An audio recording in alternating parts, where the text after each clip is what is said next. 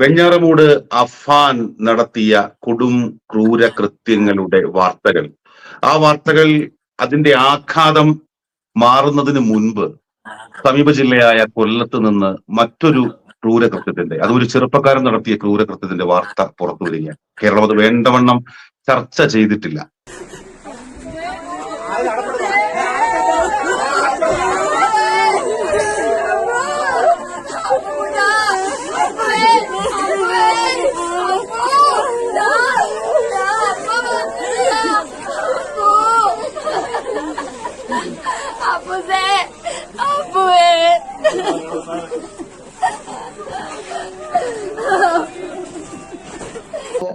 നമ്മളിപ്പം വാശി പിടിച്ചാൽ പിള്ളേരെന്തെങ്കിലും പോയി കടുങ്കൈ ചെയ്താൽ നമുക്ക് പിള്ളേരെ നഷ്ടപ്പെടും. കാരണം എൻ്റെ പോലീസ് ജീവിതത്തിൽ ഇങ്ങനെയുള്ള അനുഭവങ്ങളെല്ലാം ഉണ്ട്. അതേ തുടർന്ന് ഉണ്ടായ പ്രശ്നങ്ങളാണ് ഇവർ തമ്മിലുള്ള പ്രണയം അകലാൻ കാരണം. കാരണം കല്യാണം വാക്കാൽ പറഞ്ഞിരിക്കുന്നതാണ്, അല്ലാതെ നടത്തി കൊടുക്കാന്ന് പറഞ്ഞിട്ടൊന്നുമില്ല. അങ്കിളെ ഹറാസ്മെന്റ് ആണ്, അങ്കിളെ പ്രതീക്ഷിച്ച കണക്കൊന്നും അല്ല, പുള്ളി ഒരു സൈക്കോ കണക്കൊക്കെ ഇരിക്കുന്നു. ഞാൻ സൈക്കോയോ എന്തോ അത് അങ്കിളെ എന്ന് പറഞ്ഞു. അത് ഞാൻ ചോദിച്ചു, നിങ്ങളുടെ കല്യാണമൊക്കെയാണ് പറഞ്ഞാൽ ഇപ്പം എന്തോ ആയി, അതിനെക്കുറിച്ചുള്ള കാര്യങ്ങൾ എന്തോന്ന് ചോദിച്ചു.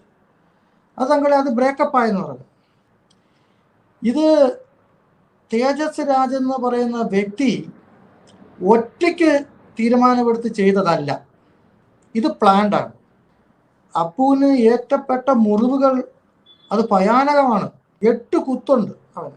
ആന്റണിയുടെ മകന് തുല്യമാണെന്ന് പറയാം, അല്ലെങ്കിൽ ആന്റണിയുടെ മകനാണ് കൊല്ലപ്പെട്ടത് എന്ന് പറയാം. അതെ, മാമോദീസയ്ക്ക് ഞങ്ങൾക്ക് ഈ ഗോഡ് ഫാദറും ഗോഡ് മദറും ഉണ്ട്.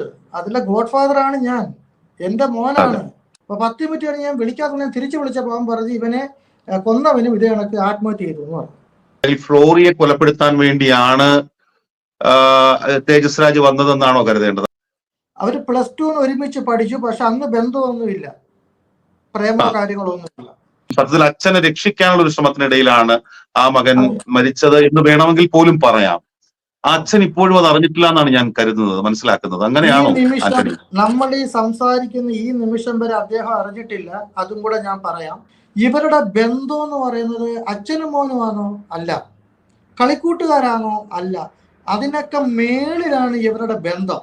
എനിക്ക് അവനെ ആ ശവപ്പെട്ടിയിൽ എനിക്ക് അവനെ കാണാൻ പറ്റില്ല. ഞാൻ വന്നാൽ എൻ്റെ സമനില തെറ്റും.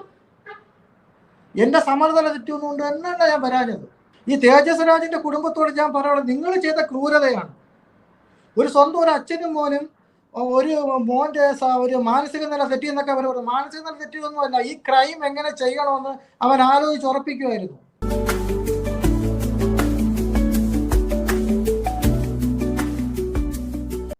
പ്രണയത്തിന്റെ പേരിൽ, പ്രണയപ്പകയുടെ പേരിൽ ഒരു കുടുംബത്തെ മുഴുവൻ ഇല്ലാതാക്കാൻ ശ്രമിച്ച ഒരു ചെറുപ്പക്കാരൻ തേജസ് രാജ്. തേജസ് രാജ് ഇല്ലാതാക്കി കളഞ്ഞ ഒരു കുടുംബത്തിന്റെ സ്വപ്നങ്ങളെയാണ് ഒരുപക്ഷെ വാർത്തകളുടെ ഈ മലവെള്ളപ്പാച്ചിലിൽ നമ്മൾ ചർച്ച ചെയ്യാതെ പോയെന്നാൽ ചർച്ച ചെയ്യേണ്ടി വരുന്ന ഒരു സംഭവം. ആ സംഭവവുമായി ബന്ധപ്പെട്ട് ജീവൻ നഷ്ടപ്പെട്ടത് 20 വയസ്സ് മാത്രം പ്രായമുള്ള ഈ പെൺകുട്ടിയുടെ, അതായത് ഈ തേജസ് രാജ് പ്രണയിച്ചിരുന്ന പെൺകുട്ടിയുടെ സഹോദരനാണ്. ഒരുപാട് സ്വപ്നങ്ങൾ ഉണ്ടായിരുന്ന ഒരു കുടുംബത്തിന്റെ വലിയ പ്രതീക്ഷയായിരുന്ന ഫെബിനാണ് ജീവൻ നഷ്ടപ്പെട്ടത്. ഈ സംഭവവുമായി ബന്ധപ്പെട്ട് കൂടുതൽ കാര്യങ്ങൾ സംസാരിക്കാൻ, ചില തെറ്റിദ്ധാരണകൾ സമൂഹത്തിൽ പടർന്നിട്ടുള്ള തെറ്റിദ്ധാരണകളൊക്കെ, അത്തരം ധാരണകൾ ഉണ്ടെങ്കിൽ അത് മാറ്റാനൊക്കെ ആയിട്ട് മരിച്ച ചെറുപ്പക്കാരന്റെ അമ്മയുടെ സഹോദരൻ ആന്റണി സോളമൻ ഇപ്പോൾ വെസ്റ്റ് ആഫ്രിക്കയിൽ, പടിഞ്ഞാറൻ ആഫ്രിക്കൻ രാജ്യമായ ഐവറി കോസ്റ്റിലാണ്. ആന്റണി സോളമനാണ് നമുക്കൊപ്പം ഈ കാര്യങ്ങൾ വിശദീകരിക്കാൻ വേണ്ടി ചേരുന്നത്. മരണപ്പെട്ടത് 20 വയസ്സ് മാത്രം പ്രായമുള്ള ഫെബിൻ എന്ന BCA വിദ്യാർത്ഥിയാണ്. കൊല്ലം ഫാത്തിമ മാതാ കോളേജിലാണ് കുട്ടി പഠിച്ചിരുന്നതെന്നാണ്, അങ്ങനെയാണ് ഞാൻ കരുതുന്നത്. ആന്റണി, ആദ്യം തന്നെ ഇപ്പോ നമ്മൾ ഈ സംസാരിച്ചുകൊണ്ടിരിക്കുന്ന സമയത്തും നിങ്ങളുടെ കുടുംബത്തിന് ഈ വാർത്തയും ഈ സംഭവം ഒന്നും ഉൾക്കൊള്ളാൻ കഴിഞ്ഞിട്ടുണ്ടാകില്ല. നിങ്ങളുടെ കുടുംബത്തിന് ഇതിന്റെ ഈ ഒരു വലിയ ആഘാതത്തിന്റെ, ഒരു വലിയ പ്രതിസന്ധിയുടെ ആ ഒരു ആഘാതം താങ്ങാൻ കഴിയട്ടെ, ഇത് താങ്ങാനുള്ള ശക്തി നിങ്ങളുടെ കുടുംബത്തിന് നൽകട്ടെ എന്ന് ആത്മാർത്ഥമായി ആഗ്രഹിച്ചുകൊണ്ട് എനിക്ക് ആന്റണിയോട് ചോദിക്കാനുള്ളത്, ആന്റണി എന്താണ് ആമുഖമായി ഈ സംഭവത്തെക്കുറിച്ച്, പ്രത്യേകിച്ചും ഈ പെൺകുട്ടിയുടെ പ്രണയത്തെക്കുറിച്ച്, ആന്റണിയുടെ സഹോദരിയുടെ മകളാണല്ലോ, എങ്ങനെയാണ് ആന്റണി അറിയുന്നത്? എന്തായിരുന്നു സാഹചര്യം? സാഹചര്യം ഒരു 2021 ഡിസംബർ 20 തോന്നുന്നു. അന്ന് എൻ്റെ മോടെ പുത്തൻ കുർബാനയായിരുന്നു.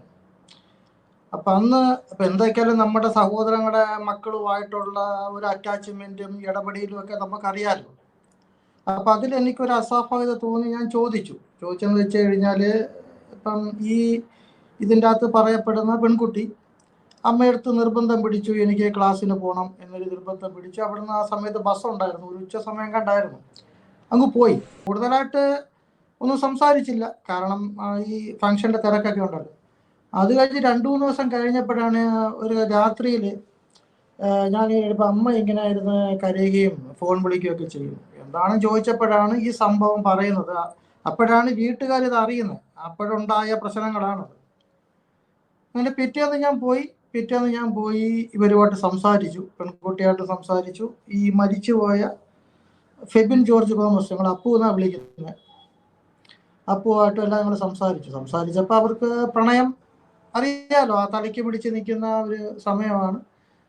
കല്യാണം കഴിക്കണം, കാര്യങ്ങൾ എല്ലാം ആണ് നിന്നത്. അപ്പോൾ എൻ്റെ അളിയനും എല്ലാവരും ഉണ്ട്, ആരും പരസ്പരം അങ്ങോട്ട് മിണ്ടുന്നില്ല. അപ്പം ഞാൻ സാഹചര്യങ്ങളൊക്കെ ഞാൻ പറഞ്ഞു, നീ മനസ്സിലാക്കണം, നിന്റെ അച്ഛനും അമ്മയും വളർത്തിയതല്ലേ എന്നല്ല ഇങ്ങനെ പറഞ്ഞു. പക്ഷെ അതൊന്നും കേൾക്കാനുള്ളൊരു മാനസികാവസ്ഥയിലല്ല അവൾ അപ്പോഴും. അത് കഴിഞ്ഞ് എൻ്റെ അടുത്ത് വിളിച്ച് പറഞ്ഞത്, ഈ തേജസ് രാജ് എന്ന് പറയുന്ന പിന്നെ ആ കൊലയാളിയുടെ പിതാവ് ഒരു പോലീസുകാരനാണ്. അന്ന് ചവറ സ്റ്റേഷനിലെങ്ങാണ്ടാണ് വർക്ക് ചെയ്തത്. പുള്ളി ഇങ്ങനെ വിളിച്ചിട്ട് സംസാരിച്ചിട്ട് പറഞ്ഞത്, നമ്മളിപ്പം വാശി പിടിച്ചാൽ പിള്ളേരെന്തെങ്കിലും പോയി കടിങ്കൈ ചെയ്താൽ നമുക്ക് പിള്ളേരെ നഷ്ടപ്പെടും. കാരണം എൻ്റെ പോലീസ് ജീവിതത്തിൽ ഇങ്ങനെയുള്ള അനുഭവങ്ങളെല്ലാം ഉണ്ട്. അതുകൊണ്ട് ഒരു കാര്യം ചെയ്യാം, നേരിട്ട് വന്ന് ഞാൻ സംസാരിക്കാം എന്ന് പറഞ്ഞു. അപ്പോഴും ഞങ്ങളില്ല, അവർ നേരിട്ട് വന്നു, സംസാരിച്ച പ്രകാരം അവർ പഠിച്ചുകൊണ്ടിരിക്കുക, ബാങ്ക് എൻട്രൻസ് കോഴ്സ് പഠിച്ചുകൊണ്ടിരിക്കുക. അപ്പോഴും നമുക്ക് ഇത് കഴിഞ്ഞിട്ട് കല്യാണം നടത്താം, 2 പേർക്ക് ഇവിടെ ജോലി കിട്ടിയിട്ടൊക്കെ നടത്താം. ആദ്യം ഒരാളെന്നൊക്കെ പറഞ്ഞ് ഇപ്പോൾ ചർച്ചയൊക്കെ വന്നപ്പോൾ 2 പേർക്ക് ജോലി കിട്ടിയിട്ട് നടത്താം, ഇല്ലെങ്കിൽ ഈഗോ കാര്യങ്ങളൊക്കെ വരും. അങ്ങനെ സൗഹാർദ്ദപരമായിട്ട് പിരിഞ്ഞ് അത് കഴിഞ്ഞിട്ടാണ് പിന്നെ വർഷങ്ങൾ പോയല്ലോ. ഇപ്പോൾ 3 വർഷത്തോളമായി, ആ പറയുന്ന കണക്കൊക്കെ ശരിയാണ്. അപ്പോൾ 3 വർഷത്തോളമായി. അപ്പോൾ പെൺകുട്ടിക്ക് ജോലി കിട്ടി. പെൺകുട്ടി ജോലി സ്ഥലത്ത് പോയി, കോഴിക്കോടിനടുത്താണ് സ്ഥലം, അവിടെ പോയി. അങ്ങനെ ഞാൻ വിളിച്ച് ചോദിച്ചപ്പം പറഞ്ഞത്, ഇങ്ങനെ തേജസ് രാജിൻ്റെ കുടുംബം അവിടെ താമസ സൗകര്യങ്ങൾ റെഡിയാക്കിയിട്ടുണ്ട്, അവരുടെ ഏതോ ഒരു പരിചയത്തിൽ വീടോ ഹോസ്റ്റലോ ഒക്കെയാണ് തോന്നുന്നു എന്ന് പറഞ്ഞു. ഇവർ 4 പേരും കൂടെ പോകുന്നത്, ആങ്ങളെയും പെങ്ങളും അച്ഛനും അമ്മയും. അവരവിടെ ചെന്ന് നോക്കിയപ്പം ഈ ബാങ്കിൻ്റെ അവിടുന്ന് ദൂരെ കൂടുതലുണ്ട്, പിന്നെ അവിടെ ഒരു പരിസരമൊന്നും ഇവർക്ക് ഇഷ്ടപ്പെട്ടില്ല. അങ്ങനെ അതവർ വേണ്ടാന്ന് വെച്ചു. അപ്പം അതിൻ്റെ കൂട്ടത്തിൽ തൊട്ടടുത്ത് സംസാരിച്ചുറപ്പിച്ച് അവിടെ തങ്ങാൻ തീരുമാനിച്ചു, സൗകര്യപ്രദമായി തങ്ങാൻ തീരുമാനിച്ചു. അതേ തുടർന്ന് ഉണ്ടായ പ്രശ്നങ്ങളാണ് ഇവർ തമ്മിലുള്ള പ്രണയം അകലാൻ കാരണം. കല്യാണം വാക്കാൽ പറഞ്ഞിരിക്കുന്നതാണ്, അല്ലാതെ നടത്തി കൊടുക്കാന്ന് പറഞ്ഞിട്ടൊന്നുമില്ല. പിന്നെ വിളിക്കുമ്പം ഇവർക്ക് സങ്കടമുണ്ട്, ഇവള് തുറന്ന് പറയുന്നില്ല, ഇവർക്ക് സങ്കടമുണ്ട്, അങ്ങനെ നിൽക്കുന്നു. അപ്പം ഞാൻ ചെന്ത് പറ്റിയിങ്ങനെ ചോദിച്ചു, ഇങ്ങനെ വിട്ട്. അങ്ങനെ പോയപ്പോഴാണ് ഈ പ്രണയത്തിൻ്റെ ബുദ്ധിമുട്ടും ബാക്കിയുള്ള കാര്യങ്ങളൊക്കെ ഇങ്ങനെ പറഞ്ഞപ്പോൾ ഞാൻ എന്താണ് പ്രശ്നമെന്ന് ചോദിച്ചപ്പം അത് അങ്കിളെ ഹറാസ്മെൻ്റ് ആണ് അങ്കിളെ, പ്രതീക്ഷിച്ച കണക്കൊന്നും അല്ല, പുള്ളി ഒരു സൈക്കോ കണക്കൊക്കെ ഇരിക്കുന്നു. ഞാൻ സൈക്കോയോ എന്തോ, അത് അങ്കിളെന്ന് പറഞ്ഞു. ഞാൻ പറഞ്ഞു, ഒരു കാര്യം ചെയ്യും, നീ ഉണ്ടാക്കിയ പ്രശ്നം നീയായിട്ട് പരിഹരിക്കണം. അങ്ങനെ ഞാൻ വിളിച്ചപ്പോഴാണ് ഇവള് പറയുന്നത്, ഞാൻ ചോദിച്ചു, നിങ്ങളുടെ കല്യാണമൊക്കെയാണ് പറഞ്ഞാൽ ഇപ്പം എന്തോ ആയി, അതിനെക്കുറിച്ചുള്ള കാര്യങ്ങൾ എന്തോന്ന് ചോദിച്ചു. അതങ്ങളെ അത് ബ്രേക്കപ്പ് ആയെന്ന് പറഞ്ഞു. അത് ബ്രേക്കപ്പ് ആയോ എന്തോ, അത് വേണ്ടാന്ന് വെച്ചു എന്ന് പറഞ്ഞു. ഞാൻ പറഞ്ഞു, അതെന്തോ പറ്റി? അത് അങ്ങളെ ഭയങ്കര ചീത്ത വിളിയാണ് ബിനു, എന്നെ നാട്ടിൽ ബിനു എന്നാണ് വിളിക്കുന്നത്, വീട്ടില് ബിനുങ്ക ഭയങ്കര ചീത്ത വിളിയാണെന്ന് പറഞ്ഞു.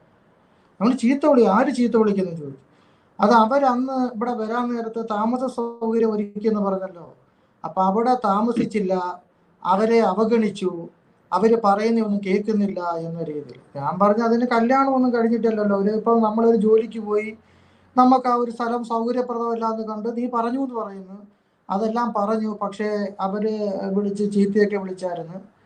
ഞാൻ ചോദിച്ചു ഇങ്ങനെ അവരെ കുടുംബക്കാർ വിളിച്ചോന്ന് ചോദിച്ചു. അപ്പം അച്ഛനും അമ്മയൊക്കെ മോശമായിട്ടൊക്കെ പറഞ്ഞ്, പിന്നെ യവനാണ് ഭയങ്കര ചീത്തവിളിയാണ്, പിന്നെ അതുപോലെ പപ്പായ അമ്മയൊക്കെ ചീത്ത വിളിച്ചു. പിന്നെ ഞാൻ കാഷ്യറി വർക്ക് ചെയ്യുമ്പം ഈ വർക്കിംഗ് ടൈമിലാണ് ഈ ഫോൺ വിളിക്കുന്നതെല്ലാം. ആ സമയത്ത് പിന്നെ ഫോൺ എടുക്കണം, എനിക്ക് എടുക്കാൻ പറ്റില്ല. അതിനെക്കുറിച്ചുള്ള പ്രശ്നങ്ങളും എല്ലാമായി. അങ്ങനെ നിന്നപ്പം എനിക്കൊരു കാര്യം മനസ്സിലായി.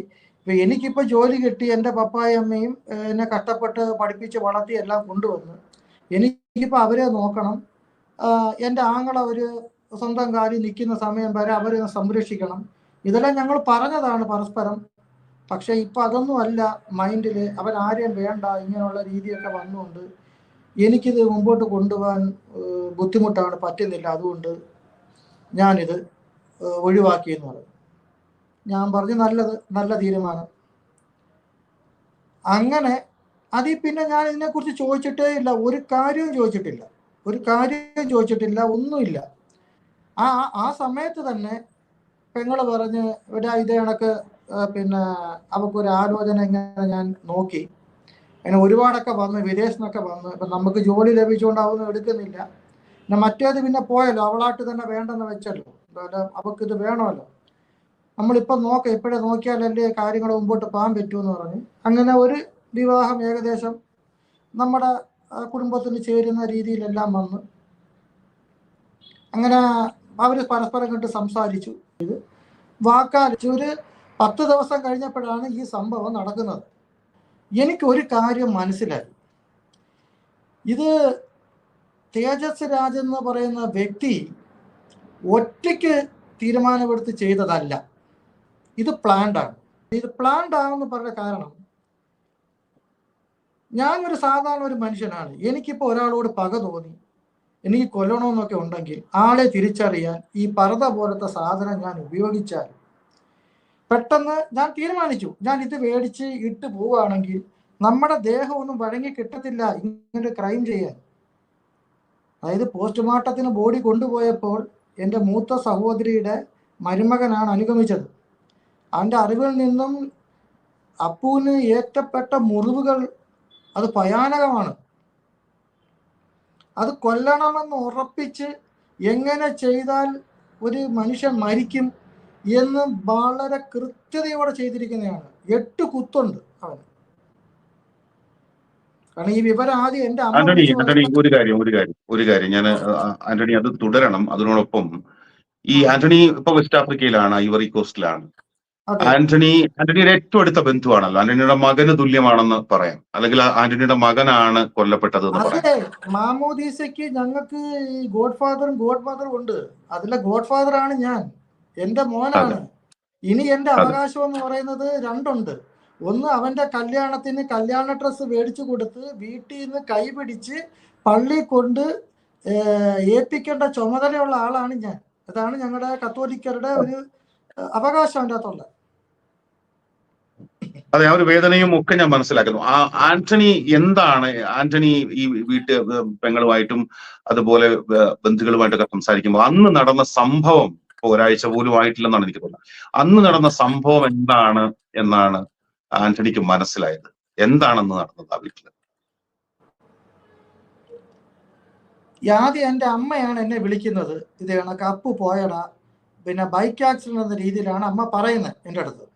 അത് കഴിഞ്ഞ് ഞാൻ വിളിക്കേണ്ടവരെല്ലാം ഞാൻ വിളിച്ചു. അപ്പോൾ പിന്നെ എൻ്റെ ഒരു കസിൻ എടുത്തപ്പോഴാണ് പറഞ്ഞത്, അത് ബൈക്ക് ആക്സിഡൻ്റ് അല്ല, അത് വീട്ടിൽ നടന്ന സംഭവം എന്ന് പറഞ്ഞ് അവൻ്റെ പെങ്ങളെ വിളിക്കാൻ പറഞ്ഞു. അങ്ങനെ ആ ചേച്ചിയെ വിളിച്ചപ്പോഴാണ് പറയുന്നത്, ആ ചേച്ചിയുടെ ഒരു കൂട്ടുകാരി ഇങ്ങനെ ബെൻസിഗർ ആശുപത്രി വെച്ച് എൻ്റെ പെങ്ങളെ കണ്ട്, അവള് എന്തിനാരും വല്ലാത്തൊരു രീതിയിൽ നിൽക്കുക. ചേച്ചി, ഞാൻ കാര്യം എന്തോ ചേച്ചി എന്നാണ്. ഞാൻ മോനെ, എനിക്ക് അങ്ങനെ വ്യക്തമായിട്ട് അറിഞ്ഞൂടാ, വീട്ടിൽ ചെന്ന് ആരോ വാതിൽ മുട്ടി, പിന്നെ വാതിൽ തുറന്നു, അപ്പോഴ് കത്തിയെടുത്ത് ഇവനെ കുത്തി എന്നാണ് ചേച്ചി എന്നോട് പറഞ്ഞത്. അങ്ങനെ ഞാൻ ഈ കസിനെ വീണ്ടും വിളിച്ചപ്പം പറഞ്ഞില്ല, ഇത് കണക്കാ സംഭവം എന്ന് പറഞ്ഞു. അപ്പം ദാണ്ട TV-യിലൊക്കെ കാണിച്ചു തുടങ്ങിയതാണെന്ന് എന്ന് പറഞ്ഞു. അപ്പോഴത്തേക്ക് അറിയാലോ, സമയം ഏകദേശം 1 മണിക്കൂർ പുറത്തായി ഞാൻ അറിഞ്ഞപ്പം. അങ്ങനെ അപ്പോഴത്തെ തന്നെ അവൻ എൻ്റെ അടുത്ത് പറഞ്ഞ് ഒന്ന് കട്ട് ചെയ്ത് വിളിക്കാം. അവർ 10 മിനിറ്റ് എന്താ ആവശ്യമായിരുന്നു. അപ്പോൾ 10 മിനിറ്റ് കഴിഞ്ഞ് ഞാൻ വിളിക്കാതെ തിരിച്ചു വിളിച്ചപ്പോൾ അവൻ പറഞ്ഞ് ഇവനെ കൊന്നവനും ഇതേ കണക്ക് ആത്മഹത്യ ചെയ്തു എന്ന് പറഞ്ഞു. ഇതാണ് ഞാൻ ആദ്യം അറിയുന്ന വിവരം. പിന്നെ അത് കഴിഞ്ഞ് നമ്മുടെ ബന്ധുക്കളും കാര്യങ്ങളും ആയിട്ടൊക്കെ സംസാരിച്ച് വന്ന് അതിൽ നിന്നും ഇപ്പം കുറച്ച് ദിവസം കൂടെ ആയല്ലോ, അതിൽ നിന്നും മനസ്സിലായെന്ന് വെച്ചാൽ ഈ തേജസ് രാജ് എന്ന് പറയുന്ന കൊലയാളി ഈ വാതിലിലൊക്കെ മുട്ടുന്നതിന് 10 മിനിറ്റ് മുമ്പ് എൻ്റെ അളിയനൊരു സഹോദരിയുണ്ട്, സഹോദരൻ മോൻ വിദേശത്ത് വന്നായിരുന്നു. അപ്പം അവർ ഇവരെ സന്ദർശിക്കുകയും അവർ പോയി ഒരു 10 മിനിറ്റ് ആയി കാണും, കോളിംഗ് ബെൽ അടിച്ചു. കോളിംഗ് ബെൽ അടിച്ചപ്പോഴത്തേക്ക് പിന്നെ അളിയ വാതിൽ തുറന്നു. വാതിൽ തുറന്നതും പിന്നെ ദ്രാവകം, ഇപ്പം പറയുന്നത് പെട്രോളാണെന്ന് പറയുന്നല്ലോ, അപ്പോൾ പെട്രോൾ ഒഴിച്ചു. പെട്രോൾ ഒഴിച്ചിട്ട് ലൈറ്റർ കത്തിക്കാൻ ശ്രമിച്ചപ്പോഴത്തേക്ക് ഈ മരിച്ചുപോയ അപ്പു ജിമ്മിന് പോകാനായിട്ട് ഒരുങ്ങുകയാണ്. ഇവരുടെ അമ്മയെല്ലാവരും ബഹളം കേട്ട് അവരും കൂടെ വന്ന് നിന്ന് ഇവൻ ഇടിക്കുകയോ ചവിട്ടുകയോ അങ്ങോട്ടോ ചെയ്ത അപ്പു. അങ്ങനെ ഇവൻ വാതിലിന് പുറത്തോട്ട് പോയി. അങ്ങനെയാണ് ഈ ലൈറ്റർ തെറിച്ചു പോകുന്നത്, വാക്കുകേടായിട്ട് പോകുന്നത്. അങ്ങനെ ഈ അപ്പു ഇവരും തമ്മിൽ പിന്നെ ഇവരെ അച്ഛനെ ഉപദ്രവിക്കുകയാണല്ലോ. അപ്പം മോൻ അതിനു വേണ്ടി തടസ്സം പിടിക്കുന്ന രീതിയിൽ ആ സമയത്താണ് ഈ മോന് കുത്തിവെക്കുന്നത്. ആദ്യം മോനാണ് കുത്തിവെക്കുന്നത്. കാരണം പെങ്ങൾ അളിയനോട് ചോദിച്ചു, ആശുപത്രിയിൽ പുള്ളി സീരിയസ് ആയിട്ട് കിടക്കുമായിരുന്നു. അങ്ങനെ അത് കഴിഞ്ഞ് പുള്ളി വെന്റിലേറ്ററിൽ നിന്ന് മാറ്റിക്കഴിഞ്ഞപ്പോഴേ ഇങ്ങനെ ചോദിച്ചപ്പം അവനാണ് ആദ്യം കുത്തേറ്റത്. ഇങ്ങനെ തടസ്സം പിടിച്ചപ്പോഴാണ് കുത്തേറ്റത് പറഞ്ഞു പെങ്ങള്. അപ്പം ആൾക്കാരെ വിളിക്കാനായിട്ട് അങ്ങോട്ട് പോയി. എനിക്ക് തോന്നുന്നു അതുകൊണ്ടാണ് പെങ്ങൾ രക്ഷപ്പെട്ടിരിക്കുന്നത്. ഈ ഒരു ആക്രമണത്തിൽ നിന്ന് പെങ്ങൾ രക്ഷപ്പെട്ടിരിക്കുന്നത് അതുകൊണ്ടാണ്. അങ്ങനെ പുള്ളിക്ക് ഡ്രസ്സില്ലായിരുന്നു, അളിയൻ്റെ കയ്യിലേക്ക് അഴിഞ്ഞു പോയിരുന്നു. അങ്ങനെ പെങ്ങൾ നോക്കിയപ്പോൾ ഡ്രസ്സില്ല. ഇങ്ങനെ പറഞ്ഞപ്പോഴാണ് പുള്ളി വീട്ടിൻ്റെ അകത്തോട്ട് കയറിയത്. പിന്നെ ആ സമയത്ത് ഫ്ലോറി എവിടെയായിരുന്നു? പെൺകുട്ടി ഫ്ലോറി എവിടെയായിരുന്നു? കോഴിക്കോട് ജോലി സ്ഥലത്താണ്. ഇപ്പൊ ഞാൻ അവള് വരുന്ന ദിവസങ്ങളൊന്നും പറയുന്നില്ല, ഇതിൻ്റെ അകത്ത് പറയുന്നില്ല. അവള് പിന്നെ ഒരു പ്രത്യേക സമയത്താണ് അവിടെ വരുന്നത്. അല്ല, ശരിക്കും ഈ ഫ്ലോറിയെ കാത്താണോ അല്ലെങ്കിൽ ഫ്ലോറിയെ കൊലപ്പെടുത്താൻ വേണ്ടിയാണ് തേജസ് രാജ് വന്നതെന്നാണോ കരുതേണ്ടത്? അല്ലെങ്കിൽ അവരുണ്ട്, ഫ്ലോറി ഉണ്ട് വീട്ടിലെന്ന് വിചാരിച്ചാണോ വന്നത്? അങ്ങനെ എന്തെങ്കിലും തോന്നുന്നുണ്ടോ? ഫ്ലോറിയെ ഉദ്ദേശിച്ചും വരാം. കാരണം പിന്നെ കുറച്ച് നാളായിട്ട് അവര് കമ്മ്യൂണിക്കേഷൻ ഒന്നും ഇല്ല. അവള് വാട്സാപ്പ് ബ്ലോക്ക് ചെയ്തിട്ടുണ്ട്. അവളെ വിളിക്കുന്ന സമയത്ത് അവൾ എടുക്കത്തില്ല. അവൾ എന്നെ ശല്യപ്പെടുത്തരുത്, ഞാൻ കാര്യങ്ങൾ പറഞ്ഞാണല്ലോ എന്ന് പറഞ്ഞ് മാറ്റിയിട്ടുണ്ട്. ഇത് റോസേ, ഇത് ഈ ആങ്ങള പയ്യൻ ഇവരുടെ പിന്നെ പ്രേമത്തിന് നമ്മൾ പറയല്ലോ ദൂതൻ അല്ലെങ്കിൽ സപ്പോർട്ട് കുടുംബത്തിൽ നിന്ന് അങ്ങനെയൊക്കെ ഉണ്ടായിരുന്നു. അപ്പം അങ്ങനെ യവനുമായിട്ടൊരു സൗഹൃദം ഈ ആങ്ങള പയ്യനുണ്ട്. അപ്പം യവൻ എൻ്റെ പെങ്ങൾ പറഞ്ഞത് ഇത് കഴിഞ്ഞൊരു വിജയശ്രീ ലാളിതനായി പോകുന്ന ഒരാളെയാണ് ഇവള് കാണുന്നതെന്നാണ്. അപ്പൊ അതിനർത്ഥം പെങ്ങളല്ലെങ്കിൽ ആങ്ങള എന്ന ഒരു സന്തോഷം അവന് കിട്ടി. പിന്നെ അവന് വ്യക്തമായിട്ട് അറിയാം ഇവിടെ പപ്പയ്ക്ക് ഹാർട്ടിന്റെ വാൽവ് മാറ്റി വെച്ചതാണ്, പുള്ളിയുടെ ആരോഗ്യം വീക്കാണ്. അപ്പൊ ഇങ്ങനൊന്നും താങ്ങാൻ പറ്റത്തില്ലെന്നൊക്കെ അവൻ അറിയാം. ഇതെല്ലാം കണക്കൂട്ടി തന്നെയാണ് ചെയ്തത്. ഇത് പിന്നെ ഞാൻ ഇവനെ നേരിൽ കണ്ടിട്ടേ ഇല്ല, നാളിതുവരെ ഇവനെ നേരിൽ കണ്ടിട്ടില്ല, ഇവന്റെ അച്ഛനെ കണ്ടിട്ടില്ല, ഇവരെ വീട് കണ്ടിട്ടില്ല. ആന്റണി, അതായത് ഈ സംഭവവുമായി ബന്ധപ്പെട്ട് ഇദ്ദേഹം ഈ ചെറുപ്പക്കാരൻ ഈ തേജസ് രാജ് ഒരു വൈകുന്നേരത്തോടെയാണ് വരുന്നത് അല്ലെ, വീട്ടിലേക്ക് ഒരു വൈകുന്നേരത്തോടെ വരുന്നു, പർദ്ദ ധരിച്ചിരുന്നു, കയ്യില് 2 കുപ്പി പെട്രോളും ഉണ്ടായിരുന്നു എന്നാണ് നമ്മൾ മനസ്സിലാക്കുന്നത്. അങ്ങനല്ലേ വാർത്തകളിൽ ഞാൻ അങ്ങനെയാണ് കണ്ടത്. അല്ല, വാർത്തകളിൽ ഇപ്പം ഈ ആൾക്കാർ കണ്ടതും പിടിച്ചതും ഒക്കെ ഒരുപാട് കാര്യങ്ങൾ ഇങ്ങനെ പറയുമല്ലോ. അപ്പൊ നമുക്ക് എല്ലാം നമുക്ക് വിശ്വസിക്കാൻ പറ്റത്തില്ല. എന്നിരുന്നാലും നമ്മളെല്ലാം കൂടെ കാണുമ്പോൾ നമുക്കൊരു കാര്യം മനസ്സിലാണ്. ഞാൻ ഒരുമാതിരിപ്പെട്ട വാർത്തകളെല്ലാം കാണുന്ന ഒരു വ്യക്തിയാണ്. അപ്പൊ എനിക്ക് താല്പര്യമുള്ള വ്യക്തിയാണെന്നുള്ള ഞാനിത് നോക്കിയത്. ശ്രദ്ധിച്ചപ്പം പറഞ്ഞു 1 കുപ്പിയാണ് ഒഴിച്ചെന്നാണ് അറിവ്. ഒഴിച്ചിട്ട് അളിയനെ കത്തിക്കുക എന്നുള്ളതായിരുന്നു ലക്ഷ്യം. എന്ന് വെച്ചാൽ അത് വീട് കത്തിക്കുക എന്നുള്ളതാണ്. ഇവരെ വീട് റോഡിൽ നിന്ന് ഇച്ചിരി താഴെയാണ്. അപ്പം ഇത് പെട്രോൾ കത്തിച്ചു കഴിഞ്ഞാൽ ഒരു വീടിന്റെ അടുത്ത കുപ്പി കയ്യിലുണ്ടെങ്കിൽ അത് മേളിലോട്ട് എറിയുകയോ ഇല്ലെങ്കിൽ ജനലിൽ കൂടെ ഇടുകയോ അല്ലെങ്കിൽ എന്തൊക്കെ ചെയ്യാൻ പറ്റും ഇതിൻ്റെ അകത്ത്. പക്ഷെ ഇതിൻ്റെ അകത്ത് പിന്നെ അവരെ വീട്ടിൽ ഒരു പൊമേറിയൻ പട്ടിയുണ്ട്. ഇത് ആരെ കണ്ടാലും ഇത് കുരയ്ക്കും. പരിചയക്കാരാണെങ്കിൽ സന്തോഷത്തോടെ ഒരു കുരയുണ്ട്, പരിചയക്കാരില്ലെങ്കിൽ പോലും കുരയുണ്ട്. ഞാനൊക്കെ ചെന്നാൽ ഭയങ്കര കുരയാ. പക്ഷേ ഈ പർദ്ദ ഇട്ട ഇയാൾ ചെന്നിട്ട് ഈ പട്ടി കുരച്ചിട്ടില്ല. സാധാരണ ഇവര് ഗേറ്റ് നീക്കുമ്പോൾ ഭയങ്കര സൗണ്ടാ. അത് നീക്കുമ്പോൾ തന്നെ ഇവർ ജനലിൽ കൂടെ നോക്കും ആരാണ്. ആ ഒരു സൗണ്ട് കേട്ടിട്ടില്ല. ആ ഗേറ്റ് കടക്കുമ്പോൾ ഒരു ചെറിയൊരു ഗേറ്റ് വെച്ചിട്ടുണ്ട്. ഈ പട്ടി തുറന്നു വിടുമ്പോൾ പുറത്ത് പോയിരിക്കാൻ. അത് തുറക്കുമ്പോഴും ഒരു ചെറിയൊരു സൗണ്ട് ഉണ്ട്. നോക്കും അവര്. ഇതൊന്നും നടന്നിട്ടില്ല. അവര് ബെല്ലടിക്കുന്നു. അവർ ജനലിൽ കൂടി ഇങ്ങനെ നോക്കിയെന്ന് പറയും. നോക്കിയ സമയത്തൊന്നും ആരുമില്ല. ഇത് ഡോറ് അളിയനാ തുറക്കുന്ന സമയത്ത് തന്നെ ഇത് നടന്നു എന്നാ പറയുന്നത്. ഞാൻ ഒരു കാര്യം ചോദിച്ചോട്ടെ ആന്റണി, അതായത് ഇവര് ഈ തേജസ് രാജും ഫ്ലോറിയും ഇവർ രണ്ടുപേരും +2 ഒരുമിച്ചാണ് പഠിച്ചത് അല്ലേ? അവര് +2 ഒരുമിച്ച് പഠിച്ചു. പക്ഷെ അന്ന് ബന്ധമൊന്നുമില്ല, പ്രേമോ കാര്യങ്ങളൊന്നുമില്ല.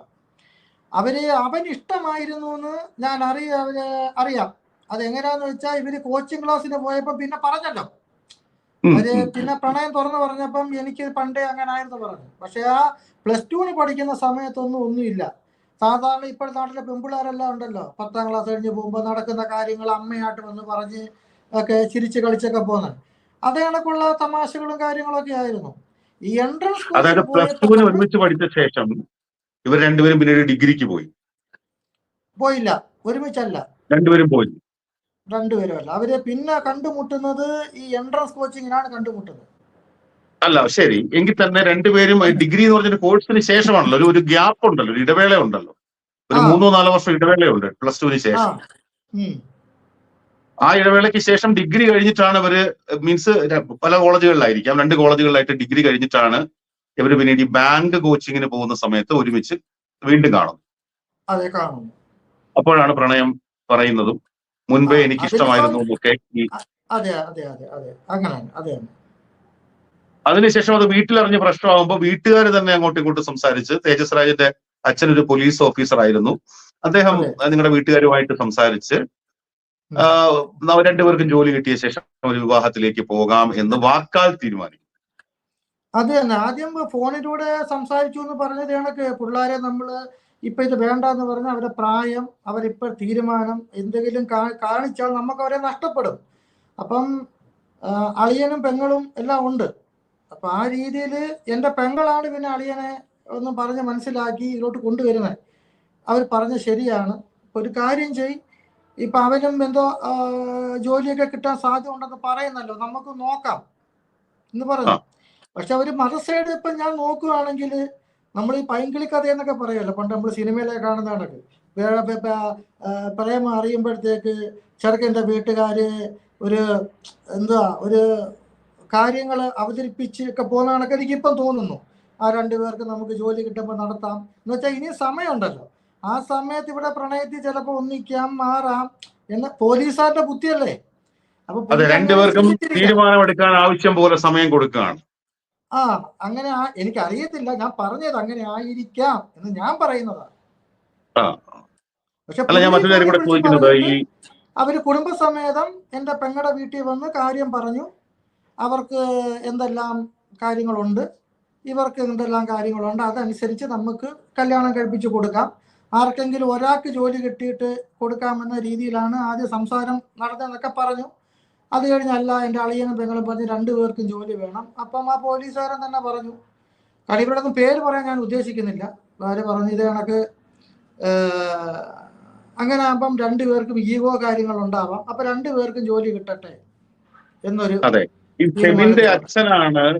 ഫെബിന്റെ അച്ഛനെയാണ് ഈ തേജസ് ആദ്യം ആക്രമിക്കുന്നത്. ഫെബിന്റെ അച്ഛന് നേർക്കാണ് കത്തിയുമായി പാഞ്ഞെടുത്തത്. അപ്പൊ ആ സമയത്താണ് അപ്പു എന്ന ഫെബിൻ ജോർജ് ഗോമസ് അതിനിടയിലേക്ക് ചാടി വീണ് ഈ ചെറുപ്പക്കാരനുമായിട്ട് മൽപ്പിടുത്തം ഉണ്ടാവുകയും സത്യത്തിൽ അച്ഛനെ രക്ഷിക്കാനുള്ള ഒരു ശ്രമത്തിനിടയിലാണ് ആ മകൻ മരിച്ചത് എന്ന് വേണമെങ്കിൽ പോലും പറയാം.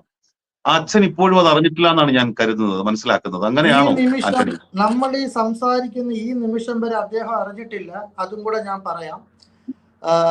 ഇവര് ആരും വന്നില്ല, ഇവർ ഓട്ടോറിക്ഷയിലാണ് ഇവർ കൊണ്ടുപോകുന്നത്. അങ്ങനെ എൻ്റെ പെങ്ങടെ മടി കിടന്ന് ഇതിന്റെ സത്യാവസ്ഥ എൻ്റെ പെങ്ങടുത്ത് പോലും എനിക്കിപ്പം സംസാരിക്കാൻ പറ്റത്തില്ല. കാരണം അവൾ ഇപ്പോഴും അബ്നോർമലാണ്. അതിനുള്ള കാരണം ഞാൻ പറയുന്നത്, ഈ ഫെബിനും അവൻ്റെ അച്ഛനും, ജോർജ് ഗോമസ് എന്നാണ് അവൻ്റെ അച്ഛൻ്റെ പേര്, ഞങ്ങൾ ജോജി എന്നാണ് വിളിക്കുന്നത്. ഈ നമ്മൾ ഈ മരിച്ച ഫെബിൻ ജോർജ് ഗോമസിനെ ഞങ്ങൾ അപ്പു എന്നാണ് വിളിക്കുന്നത്. ഇവരുടെ ബന്ധം എന്ന് പറയുന്നത് അച്ഛനും മോനുമാണോ? അല്ല. കളിക്കൂട്ടുകാരാണോ? അല്ല. അതിനൊക്കെ മേളിലാണ് ഇവരുടെ ബന്ധം. അപ്പം ഇത് എങ്ങനെ ഇത് പറയും എന്നുള്ള ഒരു സംഭവമാണ്. കാരണം പുള്ളിയുടെ വാൽവ് മാറ്റി വെച്ചതാ വർഷങ്ങൾക്ക് മുമ്പേ. അങ്ങനെ പുള്ളിക്ക് ഈ ബ്ലഡ് ഇങ്ങനെ കട്ടിയൊക്കെ ആവുന്ന ഒരു സംഭവമുണ്ട്. അതിന് ടാബ്ലറ്റ് ഒക്കെ കഴിച്ചു പോവുക. അങ്ങനെ പുള്ളിയുടെ ചെറുകുടൽ ആട്ടോയിൽ ഇരുന്ന് ആശുപത്രി അടുക്കാറായപ്പോഴാണ് ഭർത്താവ് ഭാര്യയോട് പറയുന്നത്, അതായത് അപ്പുവിൻ്റെ പപ്പ അമ്മയോട് പറയുന്നത് എനിക്കും കുത്തേറ്റു എന്ന് പറയുന്നു. അങ്ങനെ ചെന്നപ്പോഴാണ് പുള്ളിയുടെ ചെറുകുടൽ രണ്ടായിട്ട് മുറിഞ്ഞു പോയി. അങ്ങനെ ശ്വാസകോശത്തിലൊക്കെ ബ്ലഡ് ഫ്ലോട്ടായിരുന്നു. അങ്ങനെ മേജർ ശസ്ത്രക്രിയക്ക് വിധേയമായിട്ട് കുടല് അവർ യോജിപ്പിച്ചു, എല്ലാം ചെയ്ത് വെന്റിലേറ്ററിലായി. ഒരു 2 ദിവസം മുമ്പ് വെന്റിലേറ്ററിൽ ഇറക്കിയിട്ട് പുള്ളി ആദ്യം തിരക്കിയത് മോൻ എന്തെന്നാ തിരക്കിയത്. അപ്പം ഡോക്ടേഴ്സ് പറഞ്ഞു ഇത് കണക്ക് സീരിയസ് പറ്റിയല്ലോ, അത് കണക്ക് അവനെ ഞങ്ങൾ ഇങ്ങനെ ഇട്ടിരിക്കുകയാണെന്ന് പറഞ്ഞു. പുള്ളി അത് ഓക്കെ. അത് കഴിഞ്ഞിട്ടും പുള്ളി തിരക്കിയപ്പോഴും ഇങ്ങനെ ഇത് തന്നെയാണ് പറഞ്ഞത്. അങ്ങനെ ഇന്നലെ നല്ലവണ്ണം സംസാരിച്ചു. അപ്പം പുള്ളിക്ക് ഇവനെ കാണണം. അപ്പം ഇന്ന് രാവിലെ ഞാൻ വിളിച്ചപ്പോൾ ഞാൻ അറിഞ്ഞത് പുള്ളി നിർത്തിവെച്ചിരുന്ന ആ വാൽവ് ശസ്ത്രക്രിയ കഴിഞ്ഞിട്ട് നിർത്തിവെച്ചിരുന്ന മരുന്ന് ഇന്ന് സ്റ്റാർട്ട് ചെയ്തപ്പം പുള്ളിക്ക് ശ്വാസമുട്ടൽ അനുഭവപ്പെട്ട് അങ്ങനെ വീണ്ടും പുള്ളിക്ക് വേറെ ചികിത്സ ആരംഭിച്ച് ഇനി ഒരു 8 മണിക്കൂർ കഴിഞ്ഞിട്ടേ എന്തെങ്കിലും പറയാൻ പറ്റത്തുള്ളൂ എന്നാണ് എനിക്കിപ്പം കിട്ടിയ വിവരം. ഞാൻ ആ ഒരു ടെൻഷനിൽ ഇരിക്കുവാണ്. ഫിറോസ് എന്നെ വിളിച്ച് ഇന്ന സമയത്ത് വരണമെന്ന് പറഞ്ഞെങ്കിലും ഞാനത് വരാമെന്ന് ഞാൻ ഇന്നലെ സമ്മതിച്ചതാ. പക്ഷെ ഇന്ന് രാവിലെ ആ വിവരം അറിഞ്ഞപ്പോൾ മുതൽ ഞാനും വളരെ ദുഃഖിതനാണ്. കാരണം പുള്ളിയുടെ ആരോഗ്യസ്ഥിതി മോശമാണ്. കാരണം ഇത്രയും മരുന്നുകൾ, പിന്നെ ഇതിന് റിക്കവറി ചെയ്യുക എന്നുള്ളത്. പിന്നെ ഡോക്ടേഴ്സ് പറഞ്ഞത് ഈ കുത്തിയ കത്തിക്ക് നമ്മൾ തുരുമ്പോ എന്തെങ്കിലും ഉണ്ടോ എന്നറിയില്ല, അതിൻ്റെ എന്തെങ്കിലും ഇൻഫെക്ഷൻ ഉണ്ടെങ്കിലും ഒന്നും പറയാൻ പറ്റില്ല എന്നൊക്കെ അവർ പറയുന്നുണ്ട്. പക്ഷെ ഇതുവരെയും അച്ഛനെ അറിയിച്ചിട്ടില്ല. കാരണം അറിയിക്കാൻ പറ്റില്ല. ഒന്നാമത് അദ്ദേഹം ഈ നേരത്തെ തന്നെ ഹൃദയ സംബന്ധമായ പ്രശ്നമുള്ള ആളാണ്. അപ്പോൾ ഏറ്റവും സ്നേഹിച്ചിരുന്ന മകന്റെ വേർപാടെന്ന് പറയുമ്പോൾ അദ്ദേഹം അത് എങ്ങനെ താങ്ങും എന്നൊക്കെ ഉള്ളത് ഒരു വല്ലാത്തൊരു വിഷമ അവസ്ഥ തന്നെയാണ് ആന്റണി. ഞാൻ പെട്ടെന്ന് ഓർക്കുന്നത്, ഇപ്പൊ നമ്മള് ഈ കേരളം വല്ലാതെ ചർച്ച ചെയ്ത ഇപ്പൊ വെഞ്ഞാറമൂട് അഫാൻ കേസിൽ തന്നെ അഫാൻ ഒരു അഫാനെ ഇഷ്ടപ്പെട്ടിരുന്നു എന്നൊരു തെറ്റ് മാത്രം ചെയ്ത ഫർസാന എന്ന പെൺകുട്ടി കൊല്ലപ്പെടുകയായിരുന്നു. അപ്പൊ ഇവിടെ ഒരു കുടുംബത്തെ മുഴുവൻ കൊലപ്പെടുത്താൻ തയ്യാറായി വന്ന ഒരു ചെറുപ്പക്കാരൻ എന്ന നിലയിലൊക്കെ ആകണം വേണമെങ്കിൽ നമുക്ക് ഈ തേജസ് രാജിനെ കാണേണ്ടി വരിക. അതും ഒരു പോലീസ് ഓഫീസറുടെ മകനും ഒക്കെയാണ്. ഈ പെൺകുട്ടിയുടെ ഇപ്പോഴത്തെ അവസ്ഥ എന്താണ് ആന്റണി? സ്വാഭാവികമായിട്ടും അവളും തെറ്റൊന്നും ചെയ്തില്ലല്ലോ. അവൾ ആകെ ഒരാളെ ഇഷ്ടപ്പെട്ടു, അത് വീട്ടുകാരോട് പറഞ്ഞു, വീട്ടുകാരത് സമ്മതിച്ചു. ആ കുട്ടിയുടെ അവസ്ഥ എന്താണ്? അല്ല, പെൺകുട്ടി എന്ന് വെച്ചാൽ നേരത്തെ മുതലേ അവള് ബോൾഡാണ്. അവള് ബോൾഡാണ്. ബോൾഡ് എന്ന് പറയുമ്പോൾ അറിയാലോ, ഒരു വ്യക്തമായ ഒരു അഭിപ്രായവും നിലപാടും വ്യക്തമായിട്ടുള്ള ഒരു പെൺകുട്ടി തന്നെയാണ്. പിന്നെ അവള് മാനസികമായി തകർന്നിരിക്കുക. അവള് പറയുന്നത് ഞാൻ കാരണമാണ് എൻ്റെ ആങ്ങള മരണപ്പെട്ടത് അവളുടെ രീതിയിൽ. കാരണം ഇപ്പം ഇതിൻ്റെ എല്ലാം കഴിയുമ്പോൾ നമ്മൾ ബന്ധുക്കൾ അങ്ങോട്ടും ഇങ്ങോട്ടും മാറും. പിന്നെ അവർ ഒറ്റയ്ക്കാണ്. കാരണം അവള് ജോലി സ്ഥലത്ത് പോവും. പിന്നെ ഇവര് രണ്ടുപേരുമാണ് വീട്ടില്. പെങ്ങളും ജോലിക്ക് പോകും. അളിയം എന്തൊക്കെയാലും ഇതിന് റിക്കവറി ചെയ്യണ്ടേ? എന്തായാലും നമ്മൾ ആശുപത്രിയിൽ നിന്ന് വന്നാലും കുറച്ച് ദിവസം റെസ്റ്റ് ഒക്കെ എടുക്കട്ടെ. അതെല്ലാം എടുത്തിട്ടല്ലേ ബാക്കിയുള്ള കാര്യങ്ങളുള്ളൂ. ഒരു കാര്യം കൂടി ഉള്ളത്, ഈ പെൺകുട്ടിയുടെ വിവാഹം ഇതിനകം തന്നെ ഉറപ്പിച്ചു വെച്ചിരിക്കുകയാണല്ലോ. അപ്പൊ ആ കുടുംബവും ആ ചെറുപ്പക്കാരനും ഒക്കെ എന്ത് പറയുന്നു എന്നുള്ളതാണ് ഇപ്പോഴത്തെ അവസ്ഥ. എന്താണ് ആന്റണിക്ക് എന്താണ് മനസ്സിലാകുന്നത്? അതിനെക്കുറിച്ച് ഞാൻ ചോദിച്ചു. അവര് വന്നിരുന്നു, പിന്നെ കണ്ടിരുന്നു എന്നെല്ലാം പറഞ്ഞു. ഇതുവരെയും കുഴപ്പമൊന്നുമില്ല. കാരണം അവർക്ക് കാര്യങ്ങളുടെ നിജസ്ഥിതി മനസ്സിലായല്ലോ. ഇപ്പം എൻ്റെ പെങ്ങളുടെ കുടുംബത്തെക്കുറിച്ചും അവരെങ്ങനെയാണ് ജീവിച്ചത്, അവരുടെ സ്വഭാവ രീതി എല്ലാം ഇപ്പം പൊതുജനങ്ങൾ തന്നെ കാര്യങ്ങൾ പറഞ്ഞല്ലോ. ഇപ്പോൾ ഒരാൾ തീരുമാനിച്ച തെറ്റ് നമുക്ക് എന്ത് ചെയ്യാൻ പറ്റും? കാരണം അവള് പിന്നെ അവൻ്റെ മോശപ്പെട്ട പെരുമാറ്റം കാരണം അവൾ പ്രേമിച്ചു. ഒരു പെണ്ണിനോടും പ്രേമിക്കേണ്ടെന്ന് പറയാൻ പറ്റില്ല, ഒരു ചെറുപ്പക്കാരനോടും പ്രേമിക്കേണ്ടെന്ന് പറയാൻ പറ്റില്ല. അവര് രണ്ടുപേരില് സ്ത്രീയും പുരുഷനും പ്രേമിച്ചപ്പം സ്ത്രീ തുറന്നു പറഞ്ഞു, നിന്റെ സ്വഭാവം എനിക്ക് ഇഷ്ടപ്പെടുന്നില്ല, ഈ രീതി അനുസരിച്ച് എനിക്ക് മുന്നോട്ട് പോകാൻ പറ്റത്തില്ല, അതുകൊണ്ട് ഞാൻ നിർത്തുന്നു. ഇത് സ്വാഭാവികമായിട്ട് നമ്മൾ മനുഷ്യരത് ഉൾക്കൊള്ളാൻ തയ്യാറാവണം. ഇങ്ങനെയെന്ന് പറഞ്ഞ് ഇറങ്ങാൻ പറ്റില്ലല്ലോ. അപ്പൊ ഇതില് എന്തിനാ നമ്മൾ പറയാം, നമുക്ക് അതിനകത്ത് പറയാൻ വാക്കില്ല. കാരണം എന്ന് വെച്ച് കഴിഞ്ഞാല് ഈ ഫെബിൻ ജോർജ് ഗോമസിനെ കുറിച്ച് എനിക്ക് ഒരു കാര്യം പറയണം. ഞാൻ അവനെ വിളിക്കുന്നത്, ഞങ്ങൾ എല്ലാവരും അപ്പു എന്നാണ് വിളിക്കുന്നത്, പക്ഷെ ഞാൻ അവനെ വിളിക്കുന്നത് ഡിജിറ്റൽ ഇലക്ട്രോണിക്സ് എന്നാണ് വിളിക്കുന്നത്. അവൻ 12 വയസ്സുള്ളപ്പം മുതൽ അവൻ ഇതിൻ്റെ അകത്തൊരു പ്രത്യേകതരം കാര്യങ്ങൾ ചെയ്തു തുടങ്ങി. അവൻ്റെ പപ്പ അവന് ഡെസ്ക്ടോപ്പ് മേടിച്ചു കൊടുത്തു. ഇതിൻ്റെ അകത്തെല്ലാം അവൻ റിസർച്ച് ചെയ്ത് അവന് ഭയങ്കരമായ ഒരു ചിന്തയൊക്കെ ഉള്ള പയ്യനായിരുന്നു. ഇപ്പം ഞാൻ പറഞ്ഞല്ലോ, മൂത്ത പെങ്ങടെ മരുമോനുമായിട്ടാണ് കല്യാണം കഴിഞ്ഞ ശേഷം ഇപ്പം അവർ 4 വർഷമായി കല്യാണം നടക്കാനുണ്ട്. ഭയങ്കര അറ്റാച്ച്മെൻ്റ് ആണ്. അവനോട് എല്ലാ കാര്യവും പറഞ്ഞു. ഇപ്പം അവനൊരു മോട്ടോർ ബൈക്ക് എടുത്തു. ആ ബുള്ളറ്റിന് ഒരു ദിവസം എത്ര പെട്രോൾ അടിക്കണം? അവൻ്റെ പപ്പാടെ ബൈക്ക് എടുത്തുകൊണ്ട് അവൻ ഈ ഫുഡ് ഡെലിവറിക്ക് പോകും. അതിൻ്റെ പെട്രോൾ എത്രയാവും? ഈ ബൈക്കിൻ്റെ മാസ അടവ് എത്ര വരും? പിന്നെ അവന് അല്ലാതെ ഉള്ള പഠിക്കുന്നതിൻ്റെയും ബാക്കി ഇങ്ങനെയുള്ള സാധനങ്ങളൊക്കെ ഉള്ള ചെലവ്, ആരെയും ബുദ്ധിമുട്ടിക്കുക, എത്ര രൂപ വരും? അത് മൊത്തം കണക്ക് കൂട്ടി ഒരു മാസം എനിക്ക് ഇത്ര രൂപ ഉണ്ടെങ്കിലേ ഇത് ചെയ്യാൻ പറ്റുമെന്ന് ഈ മാസം മെയ് മാസം 17-ാം തീയതി 20 വയസ്സ് തികയാൻ പോകുന്ന ഈ പയ്യൻ ആ രീതിയിൽ ചിന്തിച്ച് അവൻ പോയിരുന്ന ഒരു ചെറുക്കനാണ്. ഈ നാടിനുണ്ടായ ഒരു നഷ്ടമെന്ന് ഞാൻ പറയും. കാരണം ഞാൻ പുകഴ്ത്തി പറയുന്നതല്ല, അത് അവൻ്റെ ആ കഴിവുകൾ. ഇപ്പം 20 വയസ്സാവുന്നല്ലേ ഉള്ളൂ, അവൻ ആ കാരണം നമ്മുടെയൊക്കെ സാമ്പത്തിക ബുദ്ധിമുട്ടാണ് കൊണ്ടാണ് ഈ ബൂസ്റ്റ് ചെയ്ത് പുറത്ത് വരാൻ.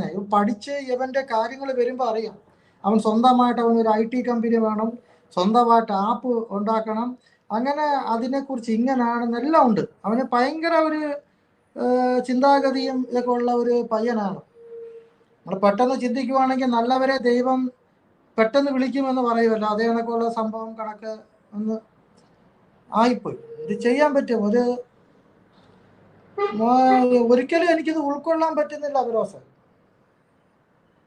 കാരണം ഞാൻ പോവാൻ തീരുമാനിച്ചു, പെട്ടെന്ന് എനിക്ക് ഇട്ടിട്ട് പോവാനും പറ്റാത്തൊരവസ്ഥയുണ്ട് ഇവിടെ.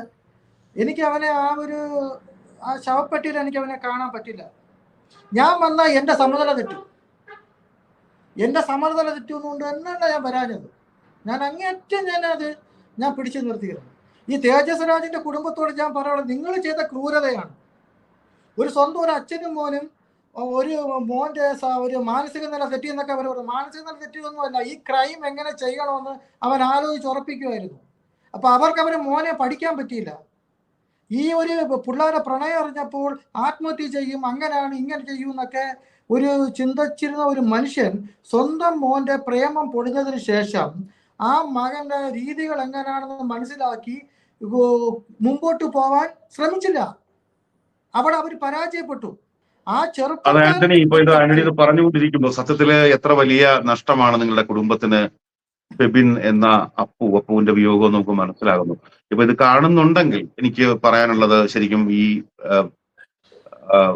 ഫ്ലോറിയുടെ ആ വിവാഹം ഉറപ്പിച്ച കുടുംബത്തോടും ആ ചെറുപ്പക്കാരനോടുമാണ്. ആ ചെറുപ്പക്കാരൻ ഇപ്പൊ ലോകത്ത് ഏത് മനുഷ്യനും ഏത് പെൺകുട്ടിക്കും സംഭവിക്കാവുന്ന ഒന്നാണ്. അത്ര വലിയൊരു ഒരു ദുരന്തം തന്നെയാണ്, ജീവിതത്തിൽ ഒരു ദുരന്തം തന്നെയാണ് ഫ്ലോറിക്കും സംഭവിച്ചത്. പക്ഷേ അവളെ ചേർത്ത് പിടിക്കാനുള്ള ഒരു ആർജവം, ഒരു ആണത്തം എന്നൊക്കെ നമ്മൾ പറയുമല്ലോ, ആണാണെന്ന് അവൻ തെളിയിക്കട്ടെ എന്നൊക്കെ നമ്മൾ പറയുമല്ലോ, അങ്ങനെ ഒരു വലിയ മനസ്സ് ആ ചെറുപ്പക്കാരനും ആ കുടുംബവും കാണിക്കട്ടെ എന്നാണ് ഞാനിപ്പോ ആഗ്രഹിക്കുന്നതും ആശംസിക്കുന്നതും. ആ ചെറുപ്പക്കാരൻ ഇത് ഈ വീഡിയോ കാണുന്നുണ്ടെങ്കിൽ ആ ചെറുപ്പക്കാരനോട് എനിക്ക് വ്യക്തിപരമായി പറയാനുള്ളത് ആ പെൺകുട്ടിയെ ചേർത്ത് പിടിക്കണമെന്ന് തന്നെയാണ്. ഒരു കാര്യം കൂടി, ഇപ്പം എൻ്റെ പെങ്ങടെ മോടെ കല്യാണം ആലോചിച്ച പയ്യനെ ഞാൻ കണ്ടിട്ടില്ല, ഫോട്ടോയിൽ മാത്രമാണ് ഞാൻ കണ്ടിരിക്കുന്നത്. ഞാൻ ഈ മരണ സമയത്ത് പോലും ഞാനങ്ങനെ സംസാരിച്ചില്ല. സംസാരിച്ചു. അപ്പോഴ് പിന്നെ സുഖമാണോ എന്ന് മാത്രമാണ് ഞാൻ ചോദിച്ചത്. നമ്മുടെ മാനസികാവസ്ഥ എങ്ങനെയാണ്, പക്ഷെ ആദ്യം ഒരാളോട് നമ്മൾ സംസാരിക്കാം, അങ്ങനെയല്ലേ ചോദിക്കാൻ പറ്റൂ. അത് മാത്രം ഞാൻ ചോദിച്ചു. അവരെ കുടുംബം വരികയും പോവുകയും എല്ലാം ചെയ്തു. ഇപ്പൊ ഞാൻ നാട്ടിൽ ചെന്നിട്ട് ഇവരെ എല്ലാം കൂടെ ഒരുമിച്ച് വിളിച്ചുള്ള മൊത്തത്തിൽ കുടുംബങ്ങൾ കാണാനൊക്കെ ഇരിക്കുമായിരുന്നു. അപ്പൊ എനിക്കും ആ കുടുംബത്തോടും ആ പയ്യനോടും പറയാനുള്ളത്, അച്ഛനെയും അമ്മയും സ്നേഹിച്ച ഒരു പെൺകുട്ടിയാണ് ഫ്ലോറി. അച്ഛനെയും അമ്മയും വെറുപ്പിച്ച് ഒരു ജീവിതം അവൾക്ക് വേണ്ട എന്ന് അവൾ പറഞ്ഞു. അവൾ കഷ്ടപ്പെട്ട് പഠിച്ചത് അതിനു വേണ്ടി തന്നെയാണ് അവൾ വന്നത്. പക്ഷെ അവൾ ആ പ്രണയത്തെയും തള്ളിക്കളഞ്ഞില്ല. അവളെ അത്രയ്ക്ക് ഹറാസ് ചെയ്ത് ജോലി സമയത്ത് ബുദ്ധിമുട്ടിച്ച് എല്ലാം വന്നപ്പോഴാണ് അവളിത് വേണ്ടാന്ന് വെച്ചത്. അതുകൊണ്ട് എനിക്ക് അവിടെ ഭാഗത്ത് തെറ്റില്ല.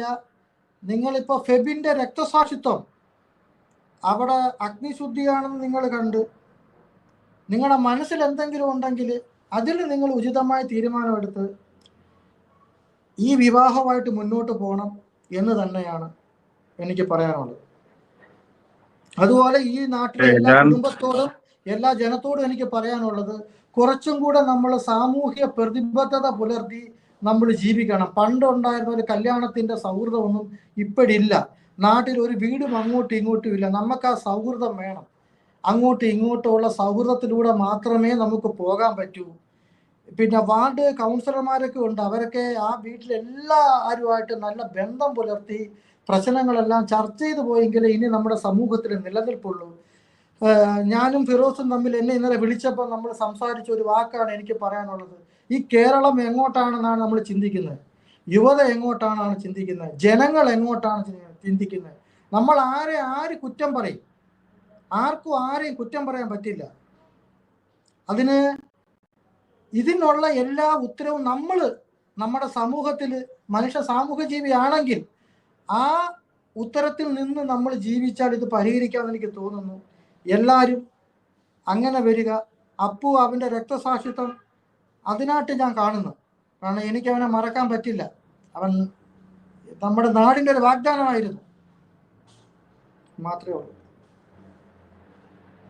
അതെ ആന്റണി, എല്ലാ തരത്തിലും ഒരു രക്തസാക്ഷി എന്ന് തന്നെ നമുക്ക് പറയേണ്ടി വരും അപ്പുവിനെ കുറിച്ച്, ഫെബിൻ തോമസിനെ കുറിച്ച്. കാരണം അവൻ ചെയ്യാത്ത ഒരു തെറ്റിന് അവൻ അങ്ങനെ അവന്റെ ജീവിതം അച്ഛനെ രക്ഷിക്കാനൊക്കെയുള്ള ശ്രമങ്ങൾക്കിടയിൽ അവൻ ജീവിതം കൊടുക്കുകയായിരുന്നു. ആന്റണി ഒരു CPM-ന്റെ ഒരു രാഷ്ട്രീയ പാർട്ടിയുടെ സജീവ പ്രവർത്തകനും അതുപോലെ വെസ്റ്റ് ആഫ്രിക്കയിൽ ഇരുന്നുകൊണ്ടും അവരുടെ സോഷ്യൽ മീഡിയ ഒക്കെ ഹാൻഡിൽ ചെയ്യുന്ന ഒരു സാമൂഹ്യ രാഷ്ട്രീയ പ്രവർത്തകൻ കൂടിയാണല്ലോ.